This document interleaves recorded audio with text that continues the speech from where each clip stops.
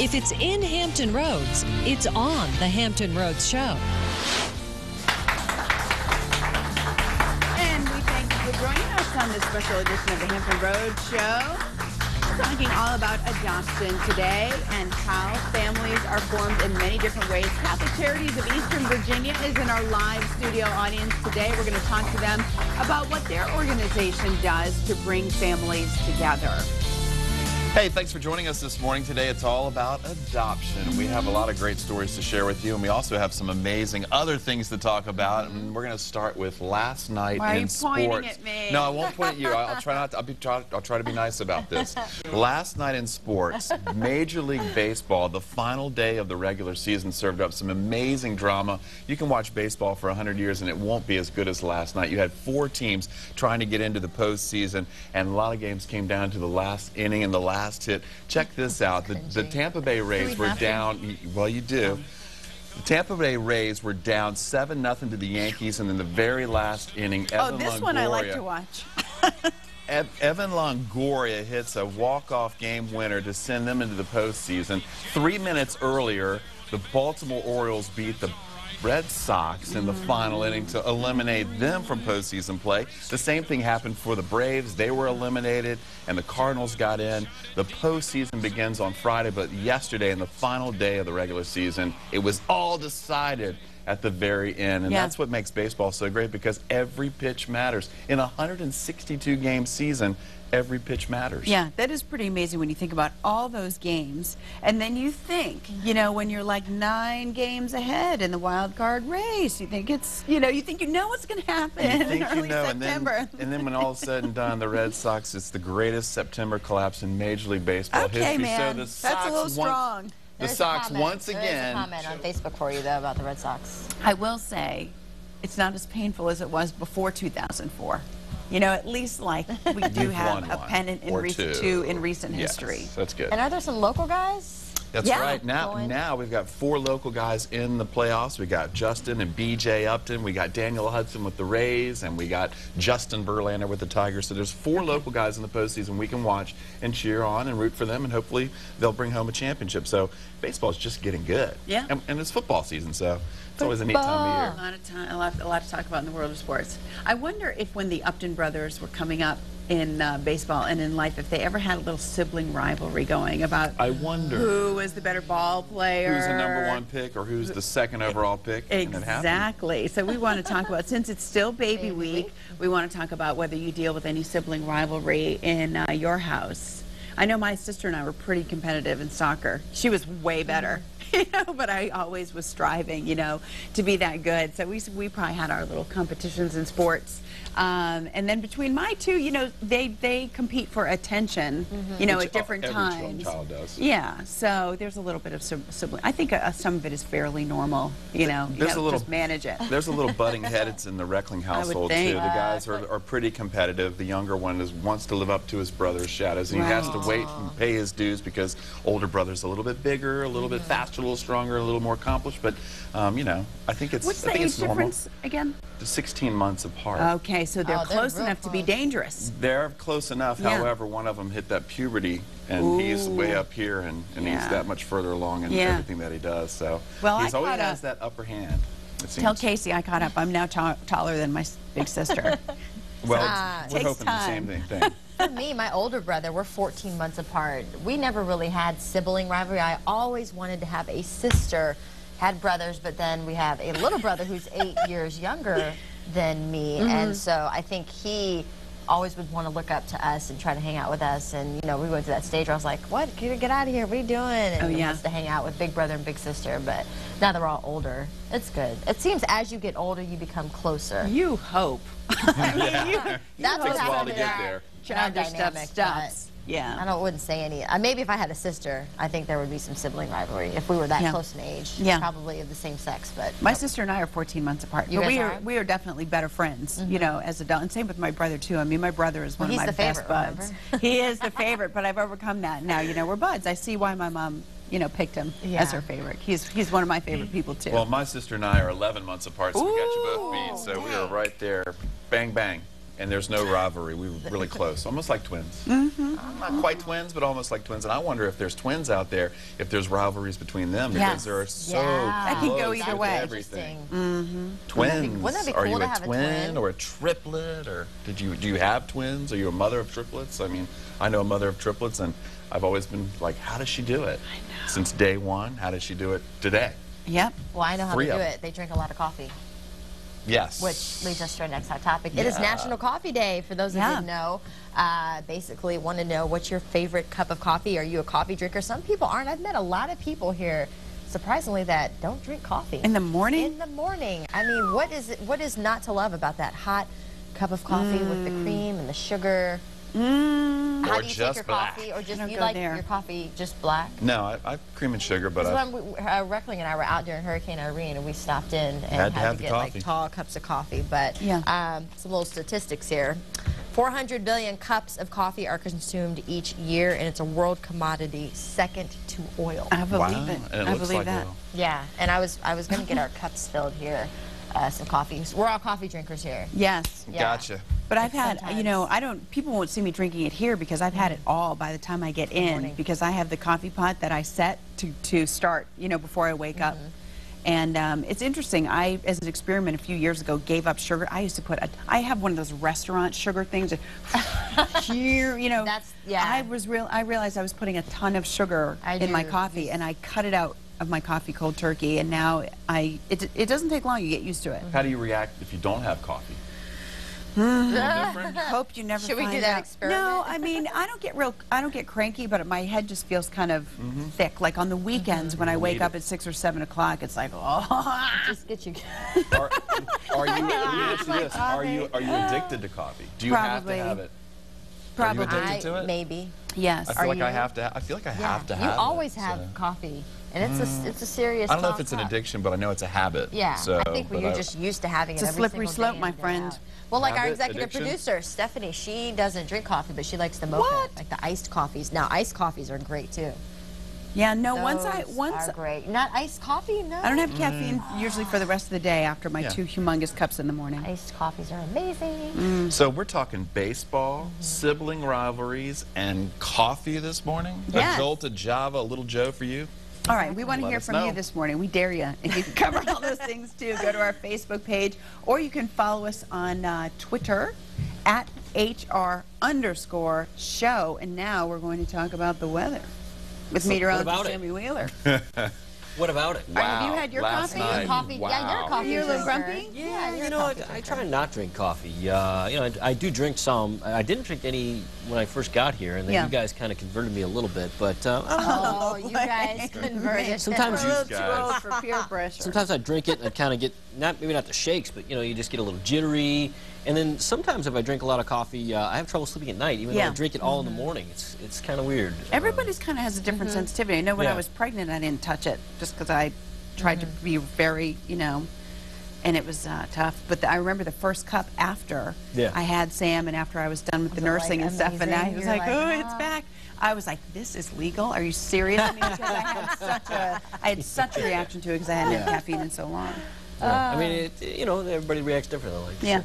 So last night, people didn't even need coffee to wake up. I mean, we had thunderstorms out That's there, right. waking folks up. And then this morning, we had some more storms. And then now we're going to see partly cloudy skies this afternoon. Things should improve. Let's take a look at that 7-day forecast. So, yeah, the shower storms were this morning. Now we're transitioning to a little drier scenario for the afternoon. Temperatures will be in the lower 80s. So not much of a cool down, just a little drier, feeling more comfortable. But tomorrow, 79, beautiful, partly cloudy skies. Friday night and Saturday, though, could see some showers and storms. That'll be another cold front. So look behind that front, temperatures will be in the 60s, low to mid-60s for highs. Saturday and Sunday, even some lows in the 40s now. So a big taste of fall coming up this weekend. Lots of folks going to be out buying, lots of winter clothes and jackets and things like that. So here we go with the pop quiz for today. Army, Navy, etc. Shape with no corners, lots of stores, and huge indoor space. So put all those together and it'll make sense. But until then, you're probably lost. Is this local? Shape It could be local. corners. Okay. It not could the be Pentagon. local. It's probably local. Oh. It's local. All right. All right, well, you said not the Pentagon. I was going with Pentagon. I need some coffee Don't for say that it. one. All right, whoever can come up with the answer gets a pair of tickets to see Amy Grant and Vince Gill. They're married. And they have a 12 Days of Christmas tour going on, coming to the Constant Convocation Center on December 8th. Yep. Just go to thehamptonroadshow.com and click on the answer. That's the way. We got a little friend we want to show you, our Yes. Hampton Roadshow Pet Pal of the Week. It's Apollo. He's from the Suffolk Animal Shelter. You can adopt our Pet Pal of the Week. You can call 514-7855. He's a Playful jittery kitty. little fella. Got Yeah. talent. Look at that thing. He was meowing. He wanted to get out of his little carry. Now he's out. Oh, Looks like he's had his coffee this morning. That's right. I know. Stephanie, good luck hanging on to Apollo. Oh, he's like, I love you. All right, well, still ahead on this special adoption edition of the Hampton Roads Show. Maya Warburton is well known for putting gorgeous wedding dresses on Hampton Roads brides, but today she has another story to tell. It's unfortunate that I was spared because we were taken away. Up next in today's I Am Hampton Roads, Maya tells us about being an adopted daughter and how she got the answers to so many questions about her birth parents.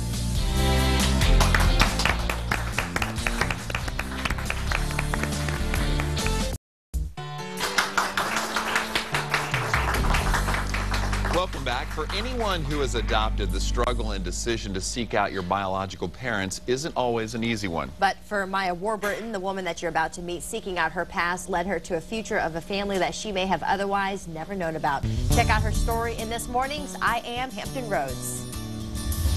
I was adopted as a baby.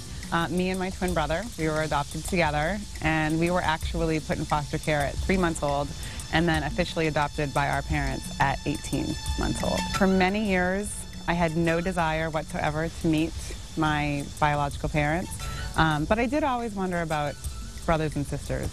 And it wasn't until recently, about 5 or 6 months ago, that I felt really compelled to have some answers and just feel connected to something and, I don't know, complete my life. For $28, a copy of my passport, my ID, my marriage certificate, and my birth certificate after adoption, I could apply for my original birth records if they had it. And 5 weeks after I sent everything in, I got my original birth certificate. I opened the envelope and saw my original birth records and basically was reduced to tears by myself in the post office, shaking like a leaf, and couldn't believe that I was staring at the name of the woman who gave birth to me. Her name was Adina Marie Hill, and she was 23 years old when she gave birth to me and my brother. She unfortunately passed away 11 years ago. And she had 9 children, and we were the middle children, so it was shocking to, first of all, find out who she was, find out that she was no longer living, but also to learn that I had 7 additional brothers and sisters out in the world. For me, 38 years of not knowing anything to one day now having this very large extended family, and we talk as if we've known each other our entire lives. She had a very hard life. She was a victim of domestic violence her entire life. She was an alcoholic. Her children all had different fathers. And, you know, I feel very blessed and fortunate that I was spared because we were taken away so young. My father was not a very nice man. And he was actually a gang member, a member of the streets. And he was actually killed by my mother's brother during an altercation where he was abusing my birth mother. To know that my mother was not the one that was harming us and that she was also abused herself and a victim herself, I definitely have much different feelings about her because of that. I have had a wonderful life, and my parents, they're the most amazing people. They adopted 4 children, and so my twin brother is the only sibling that I'm actually blood related to in my family dynamic, but I do have an older brother and a younger sister. My parents are Caucasian. They adopted out of their race. They are just extraordinary. They're giving, they're loving, they're selfless, and they literally have given me every opportunity to succeed in this world. And now I have my business to show all that. I got it. The advice that I would give is, you know, behind the door could be something absolutely beautiful. And it is a very, very scary process. But knowing whether it's good or bad, I have found is much better than going through the rest of my life with so many questions. Understand that if the day comes where they want to search for their birth parents, that it doesn't take anything away from you as their parents. My adopted parents are my parents. They will be my parents for the rest of my life, and I love them more than anything in this world. I think adoption is a beautiful thing. I think if you're the child being adopted, I think if you're parents that are going to take that option, you're creating something extraordinarily special. And so for those people that are thinking about it and are on the fence, I say go for it. And for those children that are being adopted, just count your blessings. Know that you are very, very special. And one day, you will get all the answers that you want. My name is Maya Warburton, and I am Hampton Roads. And Maya is going to reunite for the very first time with all 7 of her brothers and sisters next weekend. And if you're in the market for a wedding gown, make sure you stop by and see her designer selections. They're beautiful at her store. It's called Maya Couture, and it's off of North Military Highway in Virginia Beach. Wow, what a great story. And Maya, thanks for sharing that with us. You never know what people have been through. We've known Maya for a long time. Yeah. You know, through her fashion and stuff on the Hampton Road Show. Amazing history there, and I'm just so glad that her adopted parents kept her brother with her. I know. As twins. I mean, I Yep. can't imagine being broken away from a twin. Yep, and we've got more great adoption stories coming up on the show today. And we've got some buzz about adoption, don't we, Carrie? We do. We're looking. We've got folks, actually, folks are talking about our hot topics, the baseball. David said it was a great night, the most exciting final day of the season in the history of baseball. The history of baseball. I think you're right. Mike says Hampton Roads is a hotbed of sports talent. I wonder if any other area has this many players in the MLB. Sounds like a little homework assignment for you there, Rick. I'm not so sure any other place, but I do know the island of Dominican Republic is loaded with talent. Well, that's And it's true. a tiny little island. That's true. That's a very But that's good okay. point. Mike also says he doesn't drink coffee. He said he doesn't drink hot drinks. Ever. Hot no tea, drinks? no cocoa. I'll drink to that. No soup. Hot coffee. I've told Casey and my boys, I said, listen, I want you to tell everybody that you like coffee. And then they say, really? And they say, tell them you like it black. They'll think you're cool. So. I think I'm At calling social at services. At 8 years old, I like my coffee black. That's right, in a dirty glass. It's a joke. You and those boys. Deanna says she doesn't drink coffee, but she loves the smell of fresh brewed coffee. How can you go so far as to smell it and not want to know? What does it taste like? How does it taste? Sometimes it does smell better than it tastes, though. It depends on who's making it. All right, you can keep your buzz comments coming at our Facebook fan page and also follow us at Twitter at hr_.show. Keep your comments coming. Thanks for sharing it. Still ahead on our special adoption edition of the Hampton Road Show. We'll continue to share powerful stories of how adoption has impacted families. Up next, we're talking with a Virginia Beach teacher who found her adopted daughter on the other side of the world. And don't forget about our pop quiz. You could win a pair of tickets to see Vince Gill and Amy Grant's 12 Days of Christmas tour coming to the Constant Convocation Center in Norfolk on December 8th. Just log on to thehamptonroadshow.com. Click on that pop quiz button on the top right-hand corner of the screen.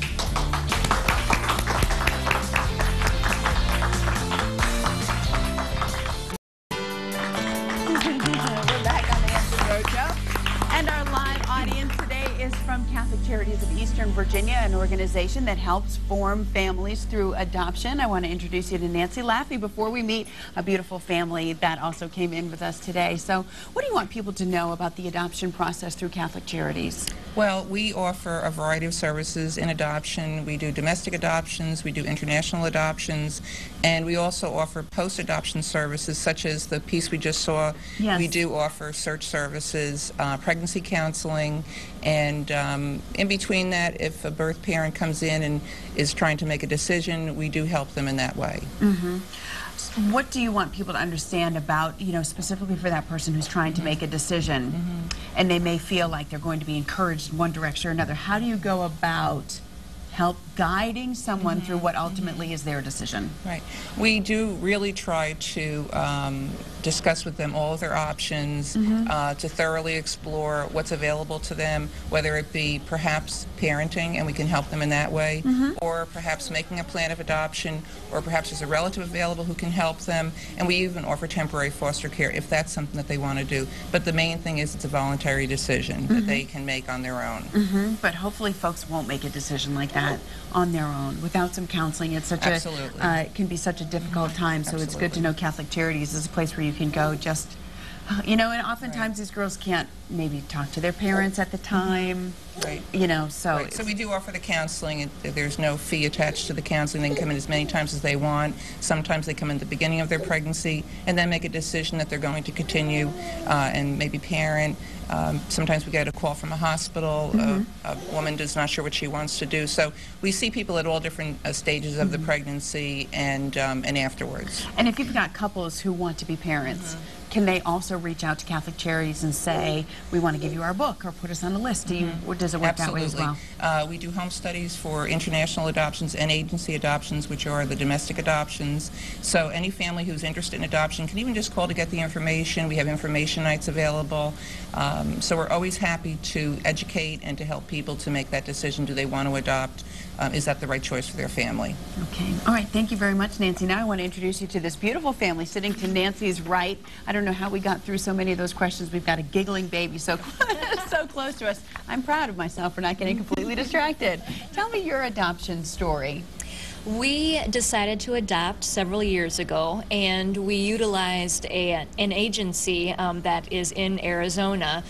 Since they were so far away, we needed to use a separate agency to do a required part of the process, which is the home study, the pre and the post.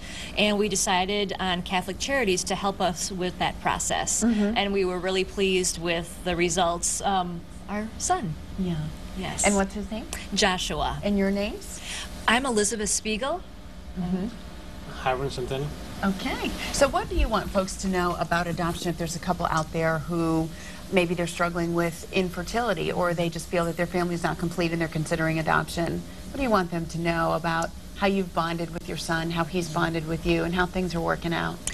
Well, fortunately, we feel completely blessed because things are working out wonderfully. We just feel great that we have this wonderful baby in our lives, and it's changed our lives for the better. Just as was discussed previously, when a biological mother and father are deciding what they want to do with their child, if they want to place that child for adoption, that's a big decision on the other end as well for people who are deciding to adopt. Sure. And we discussed it long and hard and decided that we wanted to add a child to our family. And again, went through the process. It's not the most easy process, of course.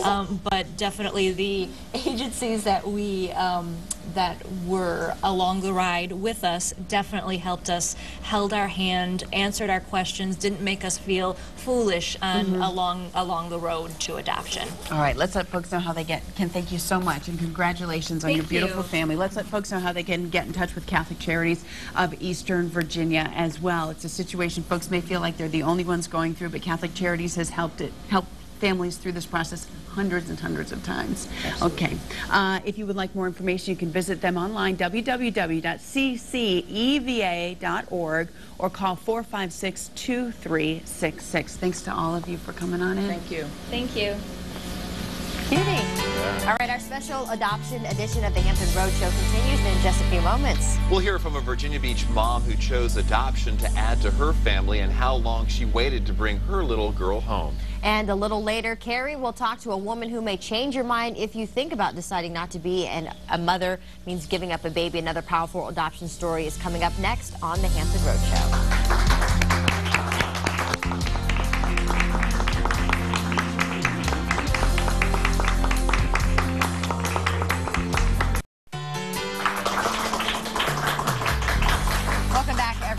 International adoption is one alternative when it comes to adoption. However, that can be a very long and difficult process. But like most adoptions, it can be a very rewarding and a life-changing experience. I sat down this week with Susan McCarville of Virginia Beach. She is a special education teacher and mother of 2 college-age students, but still has so much to offer a child in need. Her search began in China, then Vietnam, and she finally found Mia in India. I've wanted to adopt as long as I can remember. Back when I was in high school, I wanted to adopt. And my parents adopted my youngest brother. And so it was something that I just really wanted to do. So being a special ed teacher, I decided really I needed to be thinking about a child who had some significant special needs. So there was a listserv or a website that is a collection of children with special needs. And I found Mia on there. Mia's from India.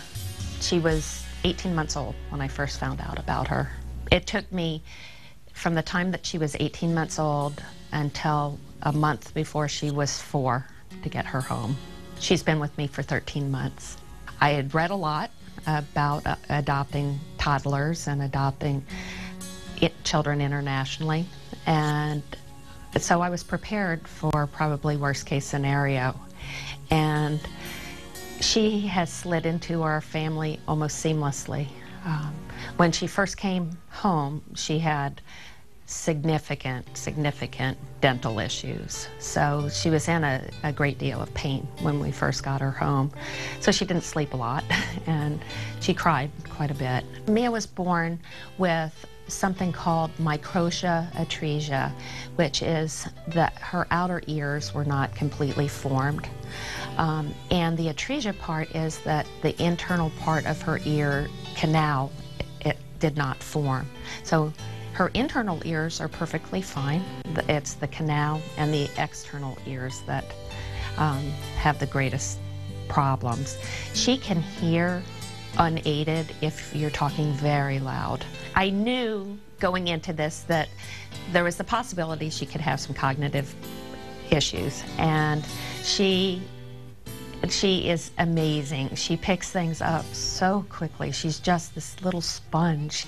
We're fortunate to have the school programs that can help her, but right now it doesn't seem like she will need those. Her greatest challenge is some of the medical issues that we need to get fixed, and within the next 3 to 5 years, we will have Mia's ears fixed, and she'll be good to go. And I think anything that she wants to do, she can do. She brings me so much joy that she's easy to parent. She just lights my life up. Some of my friends have said, well, we're all ready for our children to be gone. I can't believe you're doing this. But she's exactly what I wanted. She's brought everything to our family that I was hoping for. And I think she's added dimension to her brother and sister's lives too, of tolerance and patience. Wow. That was a really great story. You know, every culture is different, and in India, a young girl with special needs like that will have a very difficult time making it in life. But Susan has rescued her. She says she hasn't, but she has. She has really sort of saved this girl, and she's going to have a great life. She's really fit in well, seamlessly, and Susan said she knew that Mia was right for her when she read her description without even seeing a picture of her. So Susan has done a great job, and she has 2 kids in college at Virginia Tech, and they can't wait to see Mia, and Mia can't wait to see them. So hasn't been with them very long, but so far everything is just great. Thanks, Susan, for sharing your story with us. Awesome story. Good job. We have more adoption stories to share with you today. A woman makes peace with her past and finds acceptance after adoption. And of course, remember though, you can adopt our Pet Pal of the Week. Call the Suffolk Animal Shelter at 514-7855 to take this little guy home.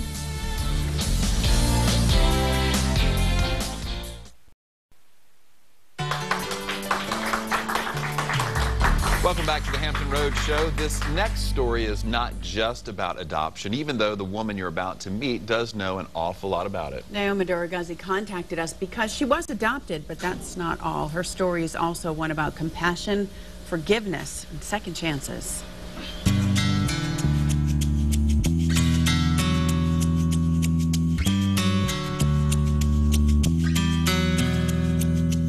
Naoma Dorogazi was once Naoma Cornish, and years before that, her name was Jung Da Rang.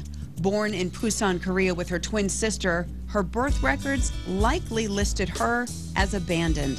Talking to our adoption agency, they said like a less than 8% chance that you might actually find them, because that's how a lot of the adoptions are done.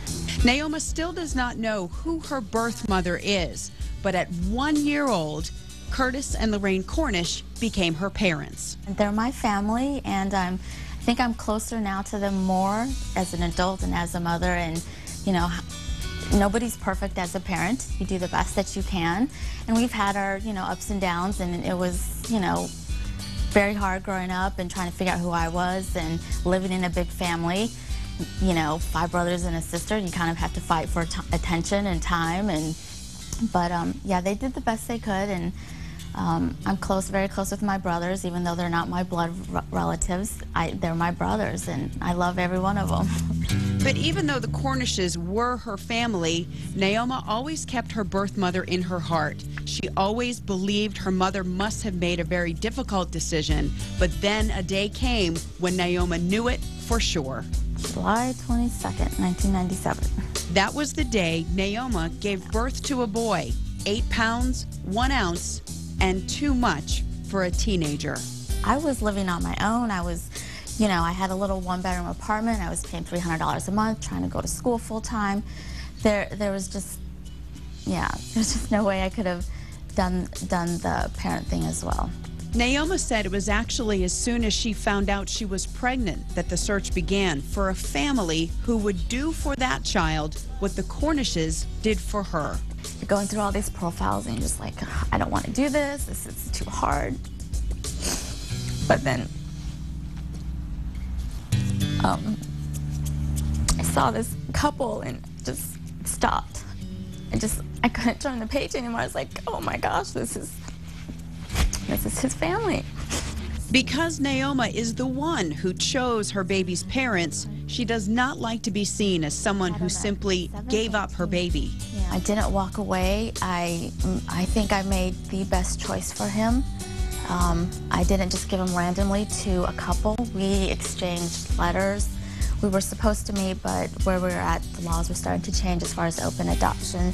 The letters and the photos and just chatting through the agency was all I needed to know that this was the right thing. I wanted to know that this was their family. That child is now a teenager, and Naoma, she's a mother to 2 boys who arrived a few years ago, her sons by birth and by heart. She has experienced her share of pain, but time has brought her peace. My life turned out exactly the way it's supposed to. I don't think it defines who I am, but I think it's where I came from, and it is a part of me.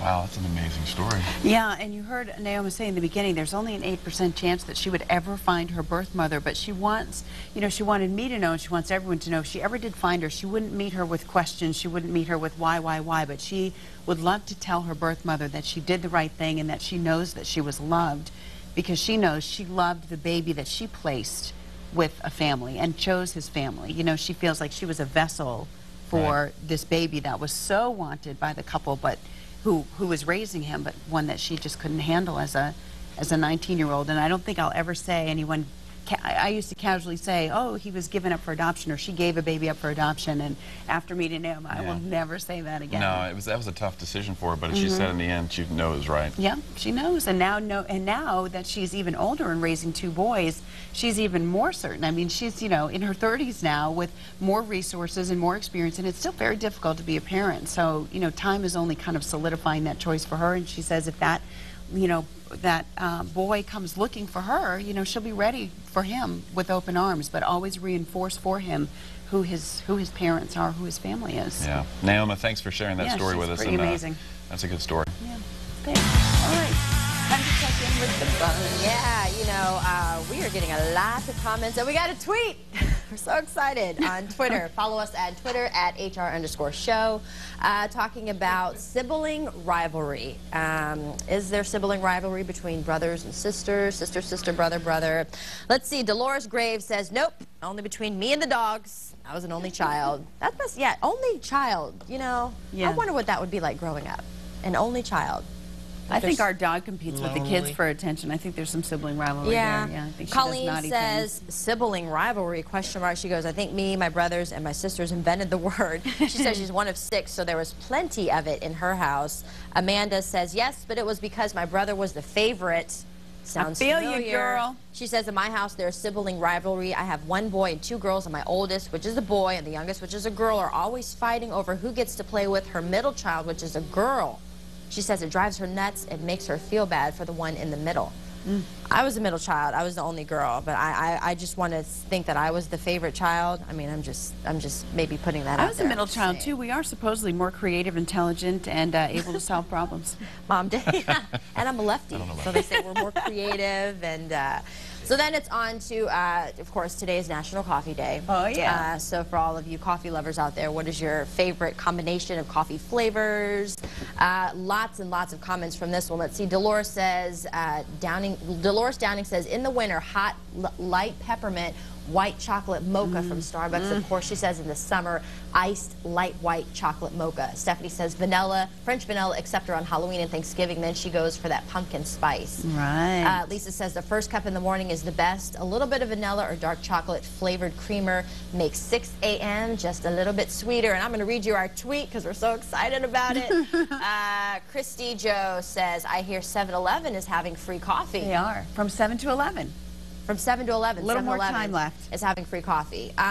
Katie says, every day is coffee day. She says, my favorite coffee drink is coffee.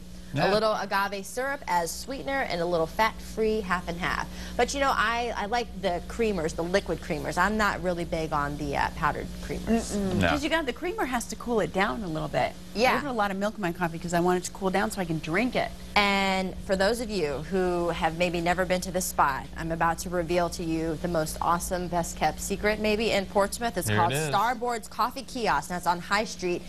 Ooh. Now you're saying, okay, Ariane, there's, you know, Starbucks, we have all that. Those are great, but let me tell you, the thing about this kiosk is they have coffee cubes. Like the ice cubes are coffee, frozen coffee. Oh, that's a good one. Genius. And they make a good, like, lemonade iced tea mixture, too, in so, the as your coffee, you know, when you get coffee, iced coffee, the water melts in if you have the regular cubes. Not this. They're iced cubes. You know what? So awesome. When I go to Starbucks, I'm so confused. I walk in there, I say, just give it to me black. I know. Yeah, I get confused on the side. Like, I just figured out what the medium one was, and then they made like a fourth size. Yeah. Really quick, guys, I got to give a shout out to my mom, Karen. Today's her birthday. Happy birthday, Karen. Photo of her. I'm going to call her, wish her happy birthday. So, and also our past face box, Cerise. It's her birthday today too. Cerise, happy birthday. And her mom. So, happy birthday, everybody. Yeah, it's Cerise's birthday, and her mom have the same birthday, and it's my mom's birthday.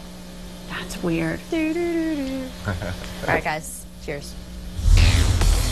All right, in the Hampton Roadshow Entertainment Express, Virginia Beach foursome took the stage last night on the Fox reality show X Factor.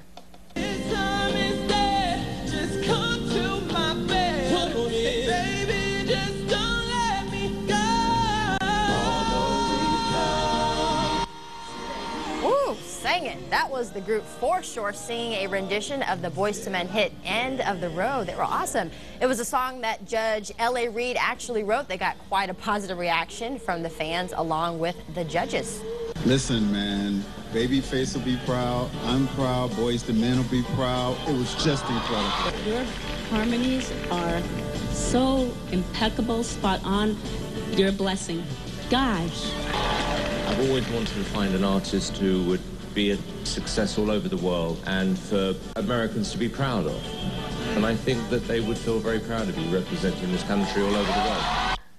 Well, of course, all four judges voted yes. For Sure will move on to the next round of competition. All right, it's a big night for comedy on NBC tonight, and it all kicks off at 8 with a brand new Community. And this ragtag group of cut-ups is my study group. Gang, this is Annie Kim from my poli-sci class. We just figured out we had the same GPA in high school. All right, Annie may be all smiles with her new friend now, but at a model in competition, they became frenemies, and the study group is called In to Help. Then it is an all-new Parks and Recreation. We'll learn a little bit more about the mysterious Ron Swanson on tonight's episode. My first ex-wife's name is Tammy.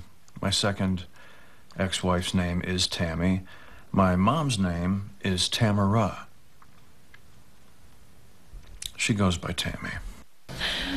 Tonight, Tammy 1, played by Patricia Clarkson, arrives to make life miserable for Ron by initiating a tax audit. Tune in tonight at 8:30, followed by a brand new episode of The Office at 9. And for several years in the late 90s, Maria Bello had a home on NBC Thursdays at 10 as part of the ensemble on ER. Well, now she's back on NBC Thursdays at 10 as the star of the new police drama Prime Suspect. As 10 on Your Side's Mark Barger reports, Bello's character faces challenges beyond just police work. This squad is my home. And you're invading it. Maria Bello's the new detective in a male-dominated squad room in NBC's new drama, Prime Suspect. Gentlemen, we're going back to square one, starting over till we find him. What I like about Jane is she's not trying to be a man. She is just being authentically herself and claiming her space, her rightful space in the squad.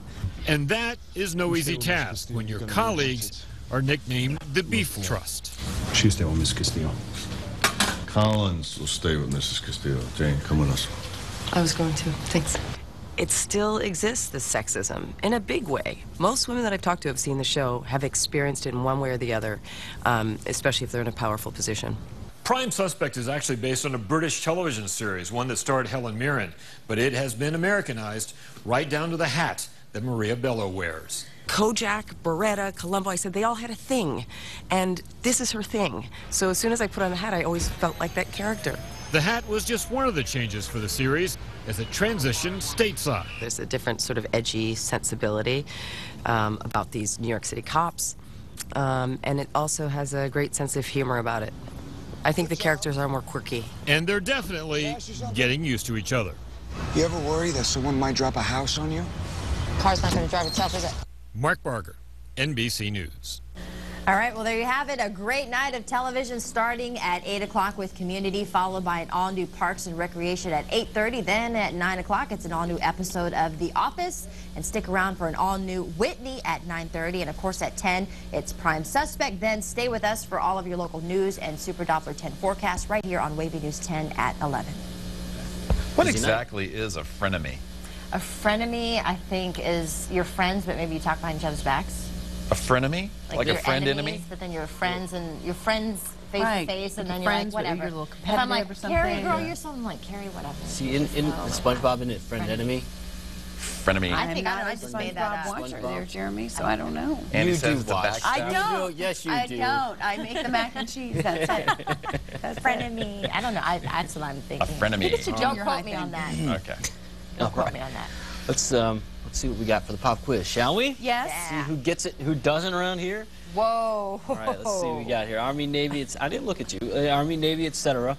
Shape with no corners, lots of stores, and huge indoor space.